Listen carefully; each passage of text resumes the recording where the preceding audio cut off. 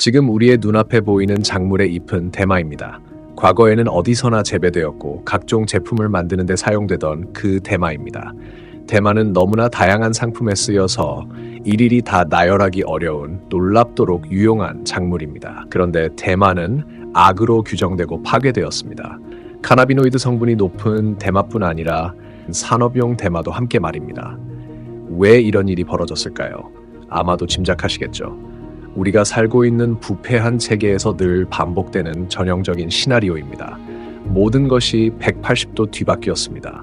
즉, 국민을 위한다는 명분으로 유익한 것들은 악마화됩니다. 그리고 이것들은 금지 대상이 되었습니다. 물론 항상 그렇듯 이런 정책으로 이익을 얻는 자들이 있습니다. 자, 모스크바의 그 유명한 베르나 X에 있는 민족 우정의 분수입니다. 좀 더 자세히 들여다보세요. 특히 저 황금 다발들을요. 해바라기, 밀, 이삭, 그리고 대마입니다. 옛 로마노프 왕조 시기 대마는 두 번째로 중요한 수출 작물이었습니다. 1936년 소련의 대마 재배 면적은 전 세계 대마 경작지의 5분의 4에 달했습니다. 무려 68만 헥타르였죠. 놀라운 작물로는 무려 2만 5천 가지 이상의 제품을 만들 수 있습니다. 그렇다면 지금은 왜 재배하지 않을까요? 혹시 누군가에겐 이 작물이 불편했을까요? 만약 대마의 마약 성분이 원인이라고 생각하신다면 부분적으로 맞는 말입니다. 금지 이유는 그랬지만 실제로는 마약 성분 때문이 아니었습니다. 국민들의 건강을 위한 조치는 단지 명분이었을 뿐입니다. 이유는 여러 가지였고 모두 결국 돈으로 귀결됩니다. 하지만 금지되던 그때 이미 전혀 해롭지 않은 산업용 대마가 존재하고 있었습니다. 그런데 이 식물을 반대하는 캠페인은 엄청나게 강력했습니다. 결국 UN 차원으로까지 퍼져나가서 죄 없는 이 농작물도 피해를 입었습니다.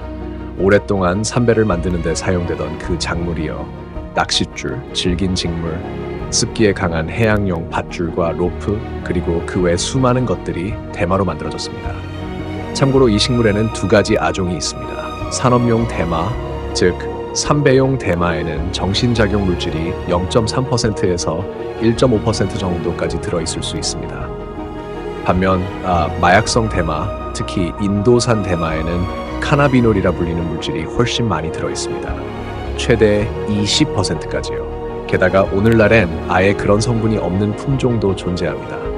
마약 성분이 전혀 없는 품종도 있는데 왜 1961년에는 그 길을 택하지 않았던 걸까요? 어째서 이 식물이 가장 강력한 금지 대상으로 지정된 걸까요?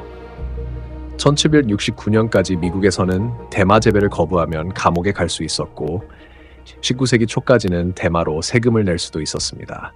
러시아는 파슬료나야라고도 불렸는데 이는 대마 섬유로 만든 천을 뜻하는 말이었습니다. 오랜 과거부터 러시아에서는 대마죽을 음식으로도 사용해왔습니다. 죽이라는 단어는 원래 대마씨를 끓여 만든 음식에서 유래한 것이었습니다. 이렇게 수천 년에 걸친 역사가 1961년 유엔의 참여 아래 서명된 협약으로 인해 단번에 부정당했습니다. 이 협약은 대마를 해로운 작물로 규정했고 그로 인해 전 세계적으로 대마밭이 폐기되기 시작했습니다. 특히 미국을 포함한 서방에선 제2차 세계대전이 시작되기 전에 이미 대마가 거의 제거되었습니다. 그런데 갑자기 미국 정부는 농민들에게 대마를 즉시 재배하라고 요청했습니다. 왜냐하면 당시 애국심을 자극하는 홍보 영상에서는 전선의 삼배가 필요했기 때문입니다. 장비용 삼배, 선박용 삼배, 수백만 켤레의 군화끈, 낙하산줄, 그리고 승리를 위한 삼배 말입니다. 하지만 전쟁이 끝나자 대마는 다시 쓸모없게 되었고 이제는 군인들에게 농민들의 대마밭을 파괴하라는 명령이 내려졌습니다. 그리고 미국은 그 활동을 자국에만 국한시키지 않았습니다. 하이타임스지 편집자 스티브 해거에 따르면 방글라데시는 방이 대마라는 뜻이고 방글라데시는 곧 대마 민족의 나라라는 뜻입니다. 우리는 정치적인 명분으로 방글라데시에 개입해 대마밭을 전부 파괴했습니다. 이 협약을 누가 주도했는지는 이 영상 뒤로 미뤄두고 지금은 이 유해하다고 여겨지는 식물로 무엇을 만들 수 있는지 일부만이라도 살펴보겠습니다. 첫째는 직물과 섬유입니다. 대마 섬유는 부패에 매우 강하며 오래전부터 밧줄, 로프, 낚시도구, 자루, 방수포, 배의 뜻 등으로 쓰여왔습니다. 참고로 캔버스라는 영어 단어는 네덜란드어의 대마에서 유래했습니다. 게다가 대마 섬유는 면보다 10배나 강하고 훨씬 더 친환경적입니다. 예전엔 면도 자연적이었지만 요즘은 섬유가 든 씨앗 껍질이 스스로 떨어지도록 화학약품으로 처리합니다. 또한 면은 다양한 해충과 잡초를 제거하기 위해 살충제를 필요로 합니다. 면 산업은 세계 최대의 화학약품 소비 산업 중 하나이며 이로 인해 화학 재벌들은 막대한 수익을 얻게 됩니다. 그들에게는 대마 재배가 큰 위협이 되는 셈이죠. 왜냐하면 대마는 화학약품을 전혀 필요로 하지 않으니까요. 게다가 면은 따뜻한 기후에서만 자라고 엄청난 양의 물을 필요로 합니다. 반면 대마는 물을 적게 먹고 스스로 잘 자라며 거의 어디서든 자랄 수 있습니다. 수확량도 면에 비해 3배에서 4배나 높습니다. 대마 섬유는 알레르기를 일으키지 않고 겨울엔 따뜻하게 여름엔 시원하게 유지해줍니다. 또 쉽게 닳지 않으며 오래 쓸수록 섬유가 더욱 유연해져 침구류나 기저귀에도 사용되어 왔습니다.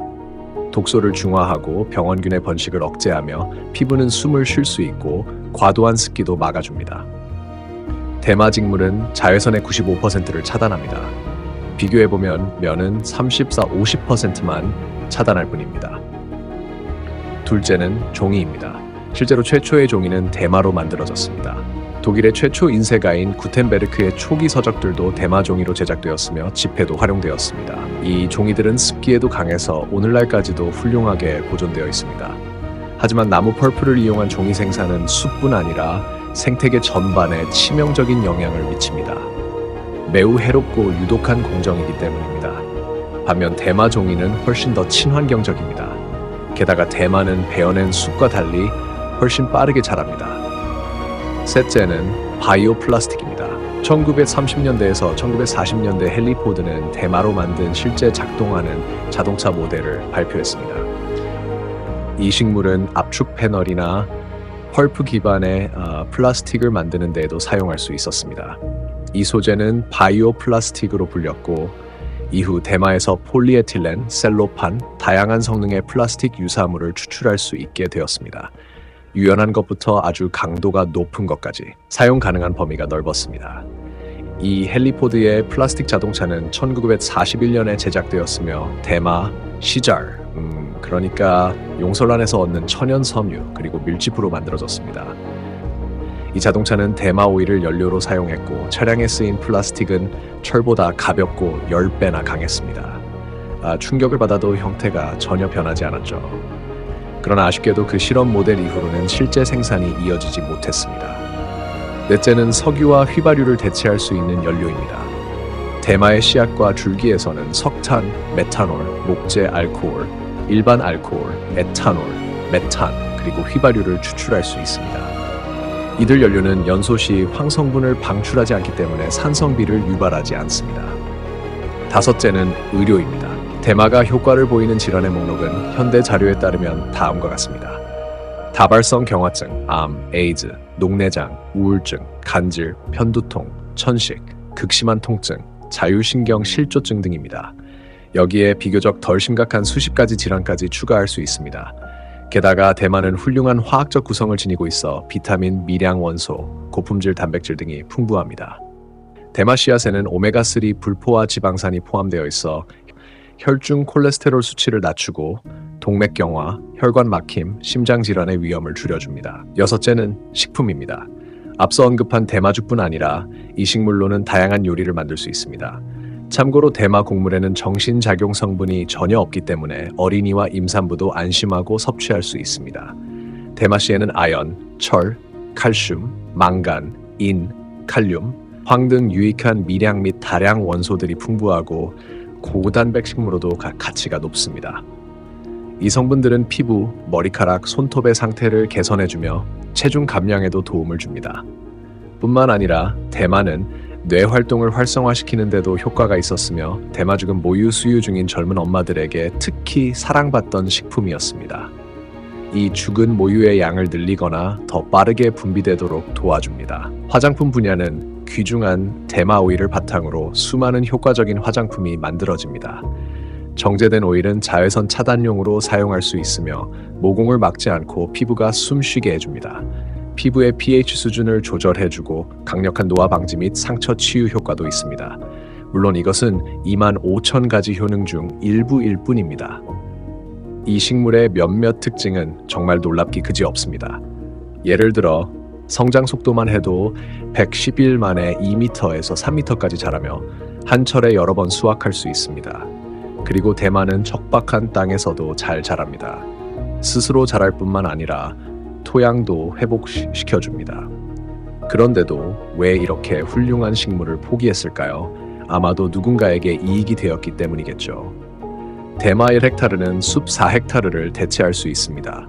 벌목하는 사람들에게 유익했을까요? 석유 재벌들과 석유 기반 합성 물질 제조업자들은 대마 연료에 대해 어떻게 반응했을까요? 대마 연료와 플라스틱은 훨씬 쉽게 만들 수 있으며 더욱 친환경적입니다. 핵심은 이겁니다.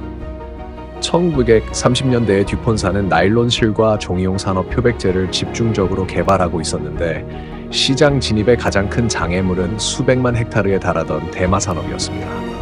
대마는 의류, 종이, 밧줄 등 많은 것을 만들 수 있었죠. 듀폰사는 윌리엄 허스트와 손을 잡았고 허스트는 종이 표백에 필요한 화학약품을 필요로 했습니다. 그 이후로 대마는 오로지 마리화나로 불리기 시작했고 언론은 대마의 해로운 신체 영향과 사회적 위험성만을 보도했습니다. 유익한 농작물로서의 대마는 전혀 언급되지 않았습니다. 신문은 대마와 범죄 간의 연관성을 반복 보도했고 마리화나가 정신에 미치는 부정적 효과를 입증하는 증거로 사용됐습니다. 이것은 1937년 미국 의회 법안 심의 과정에서도 언급되었습니다. 이후 이 영향은 소련까지 퍼졌고 1961년 3월 30일 뉴욕에서 유엔 회원국 대부분이 마약 물질에 관한 단일 협약에 서명했습니다. 이 협약은 특히 대마의 유통에 대해 강력한 통제를 규정하고 있었습니다. 저는 대마를 재배해야 하는 매우 중요한 이유를 하나 더 말씀드리고 싶습니다. 제 생각엔 이건 대마로 만들 수 있는 것 중 가장 놀랍고 충격적인 것입니다. 대마로는 집을 지을 수 있습니다.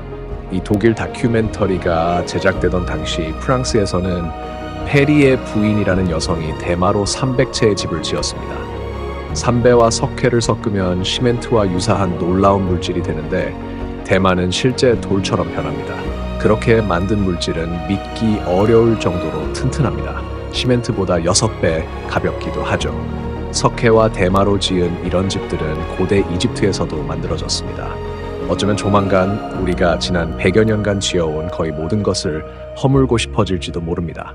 저는 건물을 말하는 겁니다. 도로도요. 우리는 새롭게 지을 수 있습니다. 시멘트를 대체할 훌륭한 자원, 대마가 있으니까요. 왜 다 허물어야 하냐고요? 전 세계 시멘트와 콘크리트 산업을 지배하는 세 회사의 제품에 인간의 피와 뼈가 들어있다는 사실이 대중에게 알려진다면 사람들의 반응은 바로 이럴 것입니다. 전부 다 부숴버리자. 그리고 그 피가 어디서 오는지는 여러분도 아시겠죠? 석회에 피를 섞는 모르타르 기법은 오랜 역사를 가지고 있으며 특히 로마와 중국에서 사용되었다고 알려져 있습니다. 피를 섞는 콘크리트 기술의 특허는 1911년부터 록펠러와 로스차일드 가문이 가지고 있고 사람의 피와 뼈가 시멘트, 모르타르, 콘크리트 생산에 사용되면 더 튼튼하고 단열 특성이 강화된 물질을 만들 수 있다고 여겨지고 있습니다.